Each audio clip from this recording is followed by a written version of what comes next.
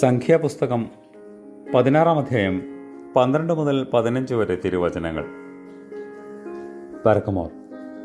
പിന്നെ മോശ ഏലിയാബിൻ്റെ പുത്രന്മാരായ ദാഥാനെയും അബിരാമിനെയും വിളിപ്പാൻ ആളയച്ചു.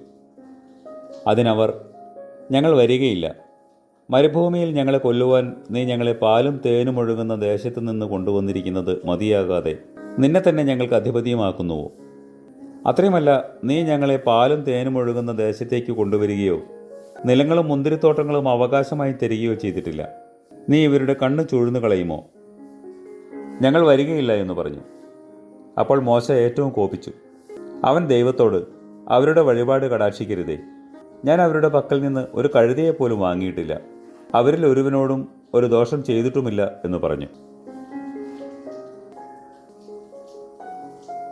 കർത്താവേ, ഞങ്ങളുടെ പ്രാർത്ഥനയെ കേൾക്കണമേ. ഞങ്ങളുടെ നിലവിളി നിന്റെ അടുക്കൽ എത്തുമാറാകണമേ. ആമേൻ.